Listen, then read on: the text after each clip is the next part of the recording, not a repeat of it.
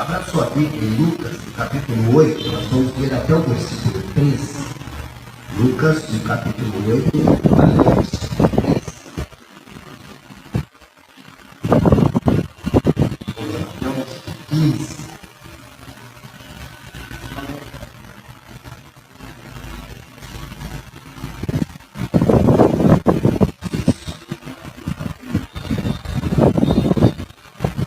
Lucas 8, de 1 a 15.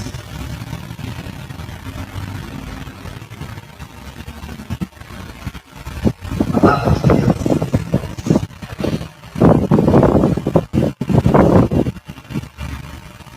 E aconteceu, depois disso, que andava de cidade em cidade, aldeia em aldeia, pregando e anunciando o evangelho do reino de Deus. E os 12 iam com ele. E algumas mulheres que haviam sido curadas de espíritos malignos e de enfermidades. Maria, chamada Madalena, da qual saíram 7 demônios. Joana, mulher de Cusa, procurador de Herodes. Susana, e muitas outras que serviam com suas fazendas. E ajuntando-se uma grande multidão, e vindo de todas as cidades ter com ele, disse por parábolas, ou por parábola. Um semeador saiu a semear a sua semente. E quando semeava, caiu alguma junto do caminho e foi pisada, e as aves do céu a comeram. E outra caiu sobre pedra, e nascida secou-se, pois que não tinha umidade. E outra caiu entre espinhos, e crescendo com ela os espinhos a sufocaram. E outra caiu em boa terra, e nascida produziu fruto, 100 por 1. Dizendo ele estas coisas, clamava: quem tem ouvidos para ouvir, ouça.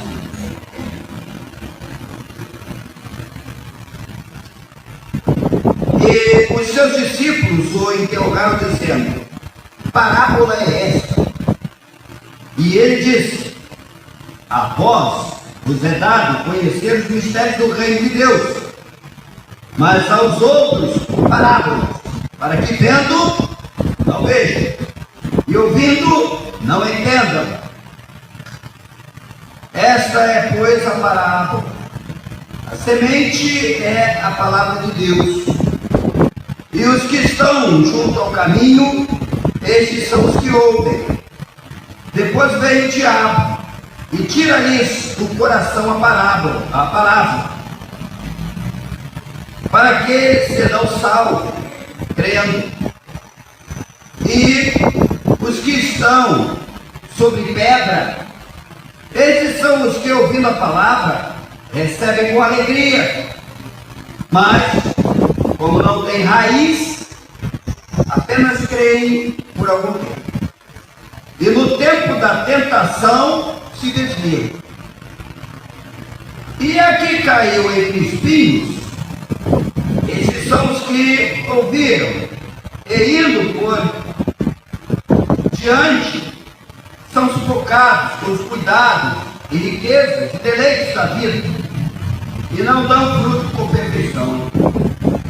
E a que caiu em boa terra, estes são os que, ouvindo a palavra, a conservam num coração honesto, bom, e dão frutos, ou dão fruto com perseverança. Até aí, meus irmãos. A parábola de Jesus, a gente só consegue entender porque Jesus explicou. Se ele não desse explicação, seria como uma mensagem hermética. A gente lê e não tem um decodificador, alguma ferramenta para sabermos exatamente o que Jesus está falando. E é isso que eu vou entender quando os discípulos estão indo a ele perguntando: o que é isso que o Senhor falou? E ele então, porque são os seus discípulos, está explicando para. Eu vou dizer isso para vocês, os outros não estão para entender, eles não vão entender. Porque é para discípulos, é para crentes. E esse é o nosso entendimento a respeito de como o Evangelho encontra lugar no coração.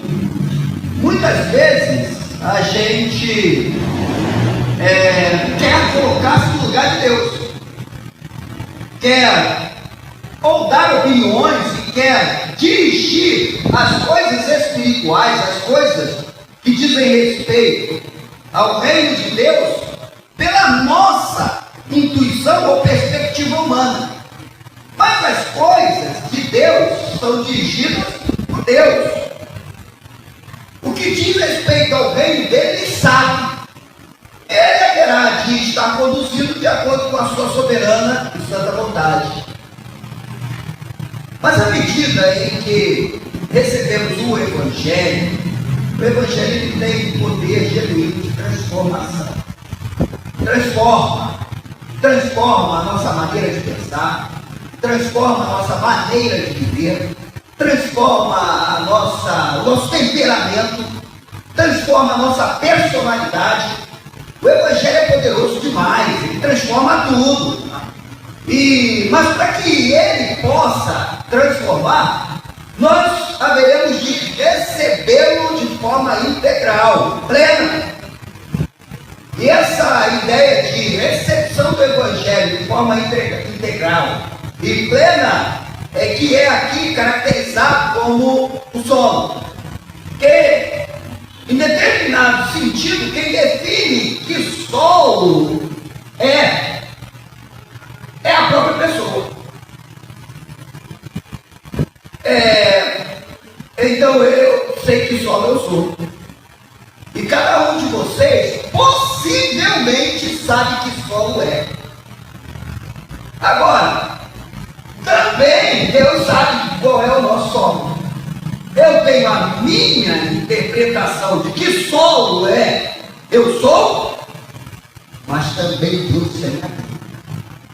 E se porventura nos equivocamos, então, independente da nossa autonomia em declarar qual solo eu sou, o Senhor Deus há de nos julgar pelo solo que somos, a partir da finalidade e propósito do seu Evangelho. Então, nós iniciamos a leitura desse texto observando que Jesus era seguido por muita gente. O texto já declara isso logo nas suas primeiras linhas. Versículo 4 diz o seguinte: e ajuntando-se uma grande multidão, e acrescenta ainda, e vindo de todas as cidades ter com ele. Então as pessoas, em grande quantidade, saíram do seu lugar e se prestavam a ver e ouvir Jesus. Algumas eu diria por curiosidade, só para ver, só para ouvir. Outras porque, uma vez que ele é um revolucionário, no sentido de confrontamento da religião na forma como ela se impunha para o povo, então também se misturavam na multidão com a intenção de se opor a ele. Tudo que ele falar, eu me posicionarei contra. E, enfim, o Senhor Jesus, ele não conta esta parábola apenas para entreter, chamar a atenção do povo como um indivíduo que tem muita capacidade de oratória. Jesus não conta esta parábola para que as pessoas fiquem elogiando ele. Aliás, o púlpito é para isso. O púlpito não é para você ficar elogiando. O púlpito tem a responsabilidade de pegar a palavra de Deus. Quer goste, quer não goste. O compromisso do púlpito é ler a Bíblia e levar a reflexão para o crente. Se o crente receber, amém, glória a Deus. Se o crente não receber, o púlpito ele tem que ser honesto diante de Deus. E Jesus, se ele não está interessado em status, se ele não está interessado em ganhar a simpatia das pessoas por uma questão política ou mera amizade, então ele declara em suas palavras a partir de o quê? A partir do que ele vê, do conhecimento que ele tem de cada pessoa que está ali, porque ele entende que está oculto aos seus olhos. Ele está declarando palavras a partir do juízo dele. E tem aqueles que estão entendendo. Tem aqueles que estão entendendo porque ele esclarece. E tem aqueles que não vão entender de forma nenhuma. Pode-se, ainda que o indivíduo viesse de outra geração que não vem, morre e acabou. Juízo, né? Mas vamos dizer que houvesse alguma hipótese de você vir em outra geração reencarnar. Se você tivesse que reencarnar, mesmo na sua reencarnação, você não entenderia. Porque a palavra de Deus é para quem recebe o Evangelho na sua integralidade. Muito bem, meus irmãos. Então o Senhor conta a parábola do semeador. E enquanto Jesus está contando esta parábola, ele tem objetivos a serem alcançados aqui. Ele parte do princípio dos solos, que são o coração. E são o terreno, no qual a semente é semeada. Em determinado momento ele está esclarecendo que essa semente refere-se ao Evangelho. E este solo somos nós. A semente é o Evangelho. O solo somos nós. A semente em si, ela tem um propósito, um objetivo. O Evangelho, ele tem um objetivo. O Evangelho de Deus há de estar agindo no indivíduo para preparar-lhe para a eternidade. Então, o Senhor agora passa a refletir sobre a questão das ameaças. Das ameaças que são citadas aqui por Jesus. Então, ele está falando no versículo 12 a respeito de uma qualidade do solo que são suscetíveis ao diabo. Ele está falando de pessoas que são deste mundo, que têm acesso ao Evangelho, mas a sua vida está comprometida com o diabo, com Satanás. Satanás ele é descrito como, lá no Velho Testamento, ele é descrito como caluniador, ele é descrito como adversário de Deus, como o pai da mentira, como o iníquo. Esse é Satanás. E ele tem filhos. O próprio Senhor Jesus fez referência aos fariseus e aos religiosos do seu tempo como filhos do diabo. Então, o fato de a pessoa ter conhecimento da Bíblia, conhecimento da lei de Deus, só o fato de conhecer a lei de Deus não tornará filho de Deus. E Jesus está falando desses que têm uma qualidade de solo, mas ele é comprometido com a influência de Satanás. Então, está se referindo a pessoas cuja fixidez, o caráter, a fixidez de espírito é semelhante à fixidez do espírito de Satanás. Então essa pessoa ouve o Evangelho, mas se a fixidez de caráter dele é como de Satanás, e isso deliberadamente porque ele quer, a palavra de Deus vai salvá-lo? De forma nenhuma. Ele terá acesso à pregação do Evangelho, mas a pregação do Evangelho chegará para si como um elemento potencializador da sua condenação eterna. E o pior disso é se esse indivíduo é integrado à igreja. É possível que haja filhos de Satanás dentro de igreja? Meus irmãos acham. Onde é que isso é provado? Na parábola do joio do trigo, onde Jesus diz que haverá separação de bodes e de ovelhas. Então, no meio da igreja de Deus, Jesus já está solenemente afirmando que há filhos de diabo, que não tem nada a ver com o Evangelho, que não tem nada a ver com essas coisas, mas estão aí, estão no meio. O Evangelho em si não produz, não frutifica, não leva ao objetivo qual ele está proposto. A natureza do Evangelho não tem poder nenhum sobre a sua vida. Mas não é porque o Evangelho não é poderoso, porque o apóstolo Paulo faz referência ao Evangelho como o quê? O poder de Deus para a salvação de todo aquele que crê. Então o Evangelho é poderoso. E não é poderoso em paralelo a qualquer outro poder, não. Ele é o Evangelho. Ele é suficientemente poderoso. Não há nada mais poderoso neste mundo, em termos de proclamação, do que o Evangelho de Deus, o Evangelho do Senhor Jesus Cristo.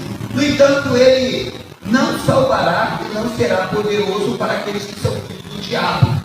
Por quê? Porque são filhos do diabo. Não tem ligação com Deus. As coisas de Deus não dizem respeito a si. E aí o Senhor continua. No primeiro momento, ele está falando de seres humanos, pessoas que o diabo pode remover a mensagem que foi lançada no seu coração, porque na verdade essa mensagem nada tem a ver com si.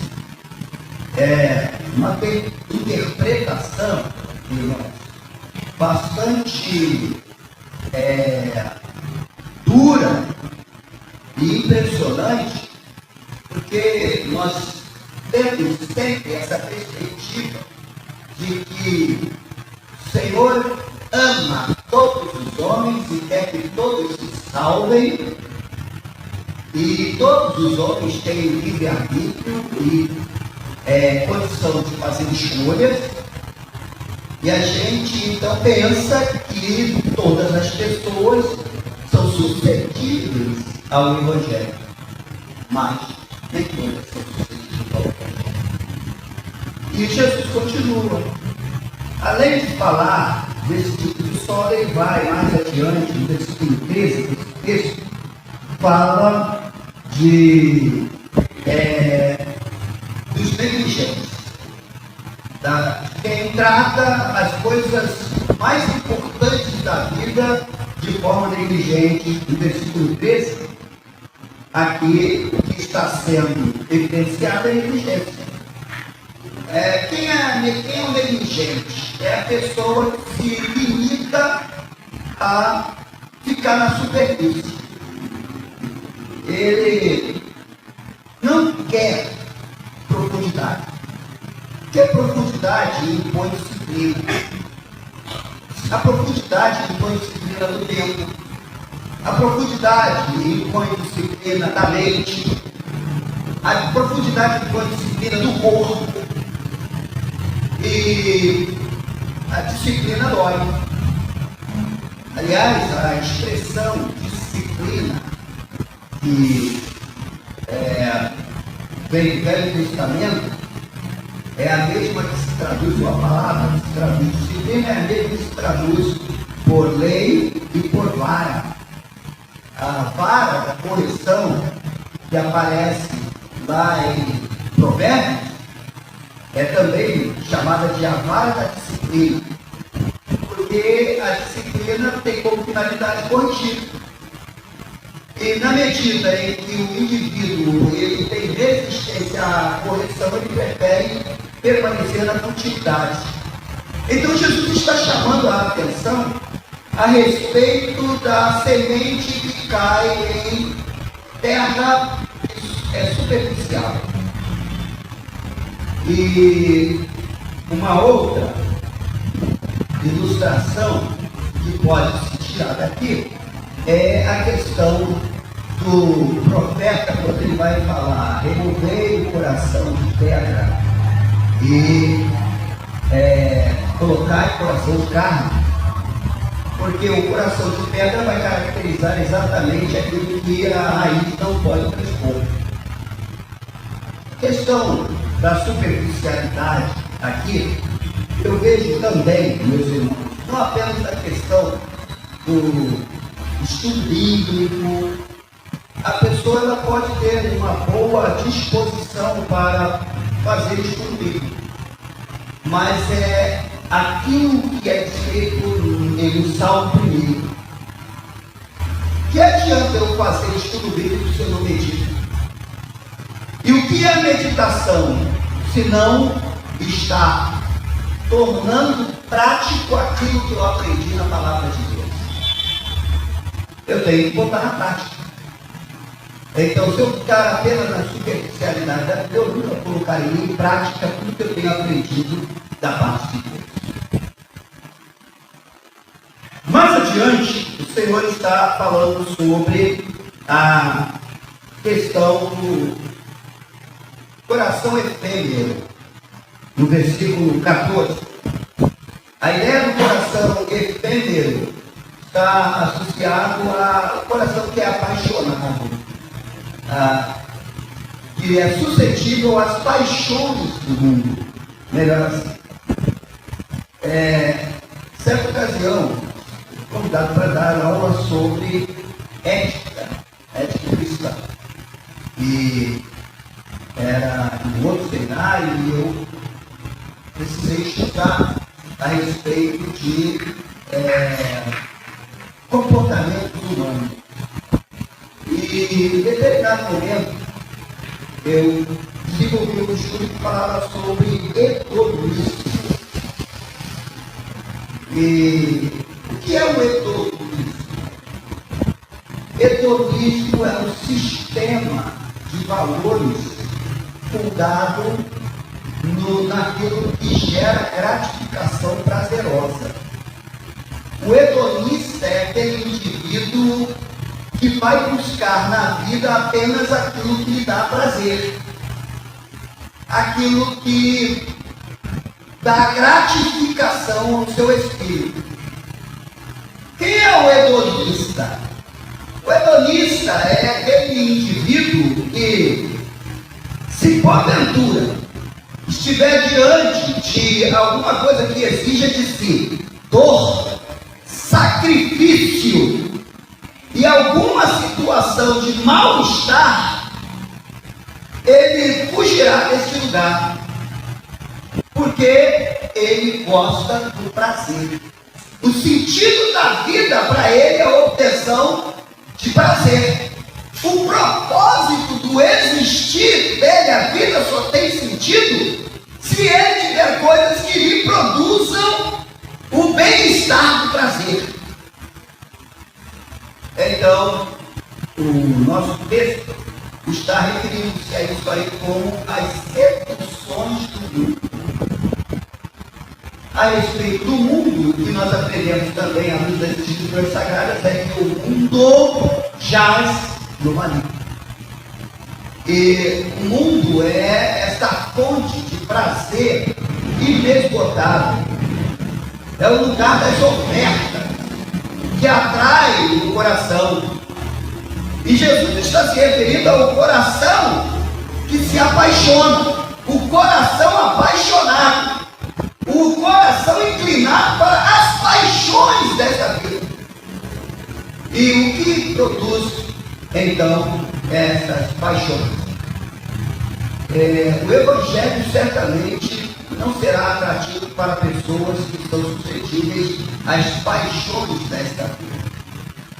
Quantos que começaram muito bem, mas ao longo da caminhada, por algum assovio, por alguma cor, por algum cheiro, por alguma coisa que lhe atraiu os sentidos, abandonou a fé. E até hoje mesmo, quantas pessoas estão abandonando o Evangelho de Cristo, abandonando a igreja, por conta do mundo.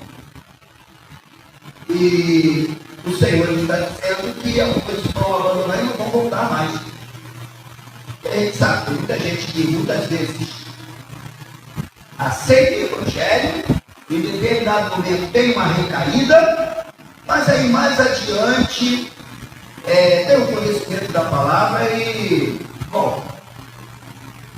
Mas há aqueles que depois que caem não voltam mais. Mas por que não voltam mais? Porque o seu coração é egoísta. Agora eu quero levar os irmãos a perceberem aqui dos apontamentos. Meu grande desafio é levar os irmãos a fazerem sempre o exame de qual é o som do seu coração. Então o apóstolo Tiago, falando a respeito disso, ele diz o seguinte, que as nossas concupiscências, ele está querendo dizer que cada um de nós tem fraquezas, tem ponto fraco. Certa ocasião, ouvi alguém pregando um sermão que ele dizia o seguinte, pregador ali dizia o seguinte, que o diabo ele não está interessado em saber quais são os seus pontos fortes. E ele nunca vai trabalhar onde você tem pontos fortes. Ele sabe que aonde você tem pontos fortes, ele nunca será vencedor ali. Ele vai procurar reconhecer em você os seus pontos fracos. E a palavra de Deus que ele está ao redor, ao nosso redor, e buscando a quem possa tragar. Ele vai tragar de que jeito? Dos pontos fracos. Ele vai identificar as suas falhas. Ele vai identificar aonde aquilo que mais lhe seduz. E vai trabalhar ali. Irmãos, aqui eu aprendo o seguinte, que nós somos confrontados, sabe com o que? À luz desse ensinamento de Jesus, com um coração que porventura tem uma tendência orgulhosa, arrogante. Alguém que é altivo de tal maneira que acha que não tem ponto fraco. Coração orgulhoso que pensa que a sua vida está nas suas mãos, o controle está consigo. Então, orgulho. Porque o coração orgulhoso, ele não vai admitir que ele tem pontos fracos. Eu assumi o ministério da primeira igreja batista em Macaxá, quando eu tinha 30 anos de idade. 30 anos de idade eu assumi lá. E aí, uma igreja de porte médio e com estrutura bem conservadora. E a minha oração, logo no primeiro dia do ministério lá, foi: Senhor Deus, me ajuda, eu não quero errar. E eu sei aonde eu sou fraco. Eu conheço as minhas limitações. E aí fiz uma primeira reunião, e a minha reunião foi com o corpo diaconal. Chamei o diácono, porque quem cuida do pastor na igreja? Quem deve cuidar do pastor? Ministério diaconal, né? Então, chamei o diácono e falei assim: meus irmãos, foram vocês que me escolheram para ser pastor aqui. E eu preciso da ajuda dos irmãos, porque eu não vou agradar a todo mundo. E eu não sou super-homem. E eu tenho as minhas limitações. Tenho as minhas fraquezas. Preciso da ajuda de vocês. Posso contar com a ajuda de vocês? Então os diáconos ali, todos foram unânimes. E pode ser, pastor. foi muito bom o senhor ter falado, porque às vezes o pastor, quando chega na igreja, ele, falando para mim, às vezes o pastor, quando chega na igreja, ele vem como soberano e inerrante. Ele não erra nunca, ele não peca nunca. E ele, então, isso cria algumas dificuldades. Mas, por outro lado, há pessoas que se acham tão igual ao pastor. Olha, se todo mundo fosse pastor, então precisa de ministério pastoral. Então, independente se o pastor erra ou não, cada um no seu devido lugar. E eu fui muito ajudado pelos meus diáconos também. Chegou uma ocasião em que houve um momento lá específico na igreja por conta de divisão doutrinária. E aí eu saí de férias. E interessante é que quem arrumou um lugar para eu tirar férias era um dos líderes do movimento reacionário. Ele arrumou um lugar que eu fui com a minha família, um lugar muito distante, destacado, que nem sinal de internet tinha. Não tinha sinal de celular. Então eu fiquei incomunicável. Eu, minha esposa e meus filhos, lá no meio do mato. E eu falando, que férias maravilhosas, estou descansando. E quando eu estou de férias lá no meio do mato, a turma estava fazendo um rebuliço, um inferno na igreja. Ô desgraça, meus irmãos.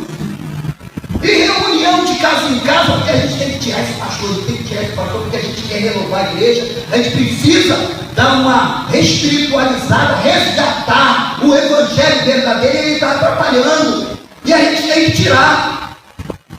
E fizeram uma reunião, uma quarta-feira lá, segundo, depois me contaram, uma quarta-feira, geralmente os cultos eram um número relativamente um pouco maior do que esse aqui, o culto das quintas-feiras, mas naquele dia a igreja lotou, todo mundo, e até gente de outra denominação foi para lá.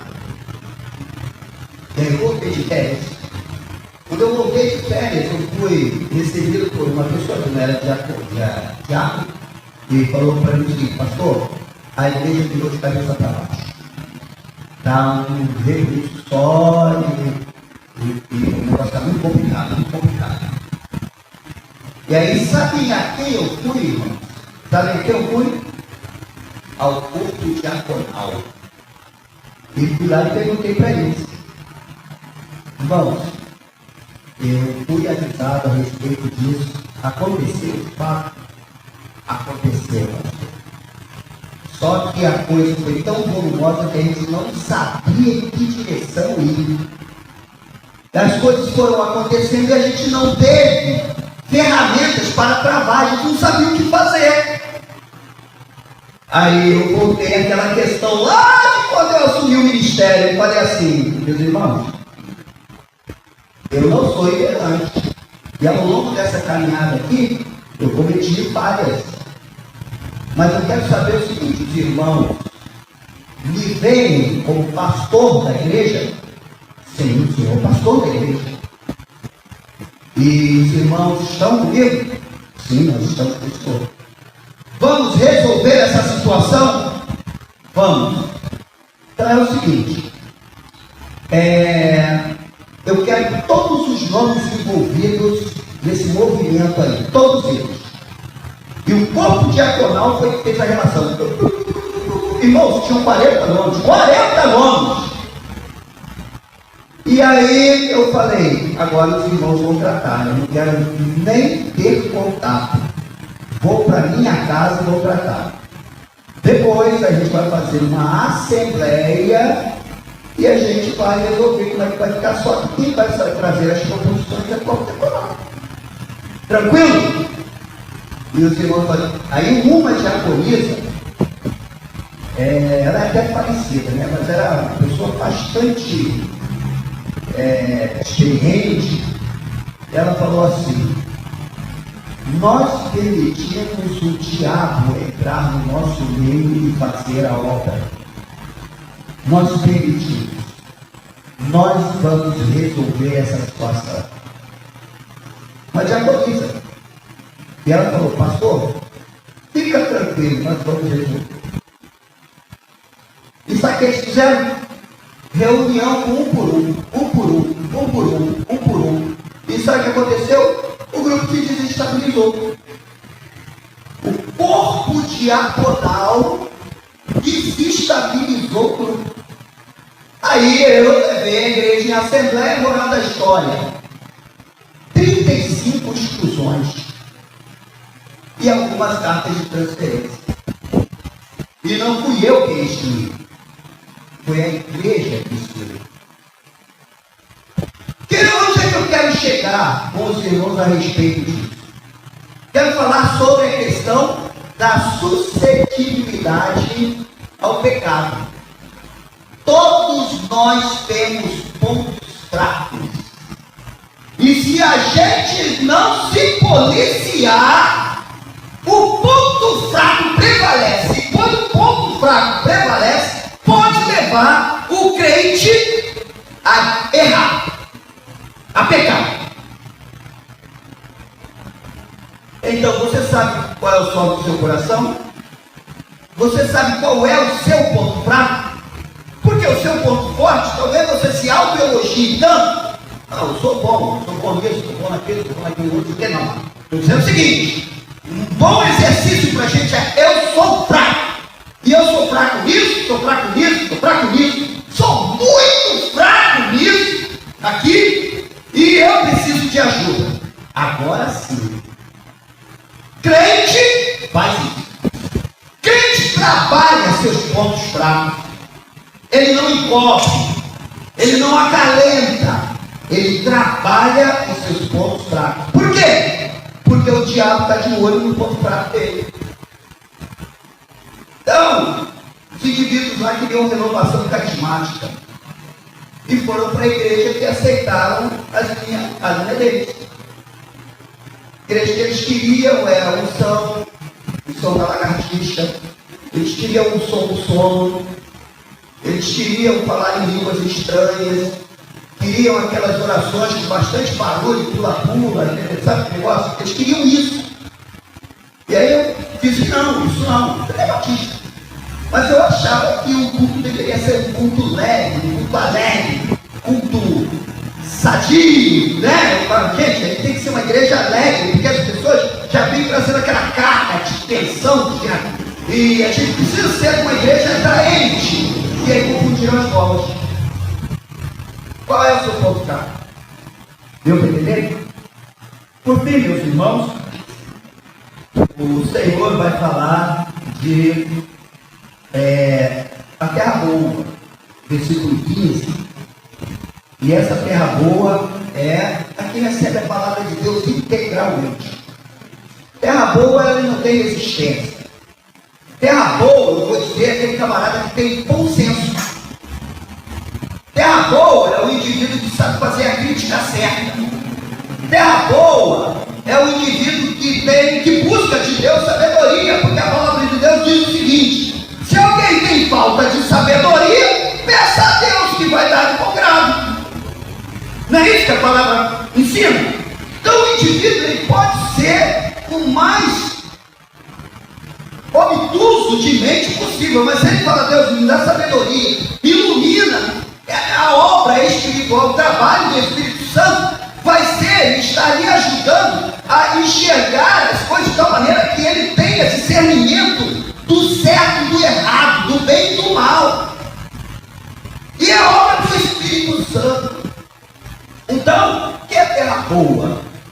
Terra boa tem como aquele que está disposto a ser restaurado.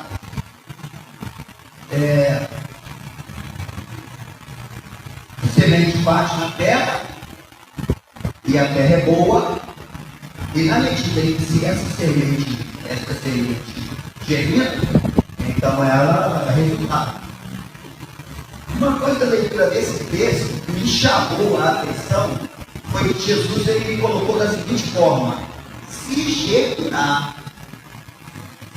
Aí me veio um pensamento: então pode significar que nem toda terra boa semente germina.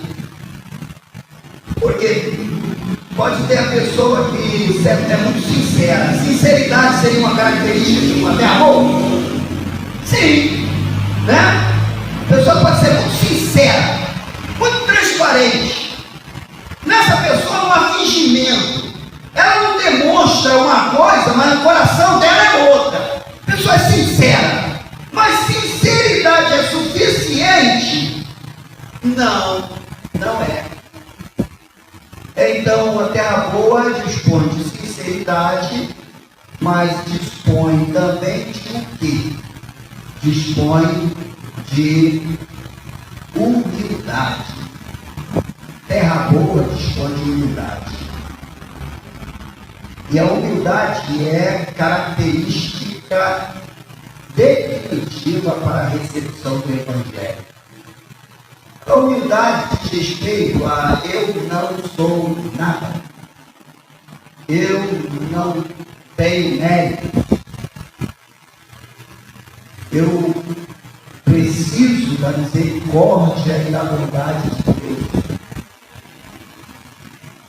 Terra boa é essa terra que Deus pode plantar que vai dar resultado.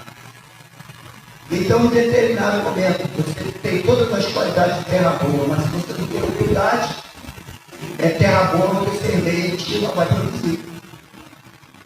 E aí eu aprendi uma coisa com Miguel de Cervantes, que eu li já há um tempo.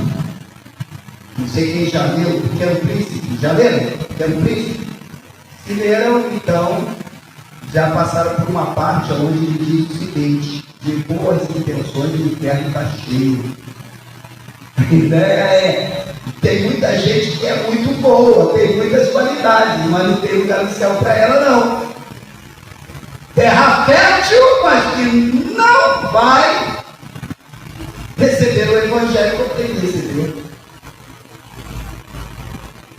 Então eu vou entender, para concluir aqui, irmãos, que quando Jesus está agora decodificando essa mensagem hermética para os seus discípulos, ele sabe para quem ele está compartilhando.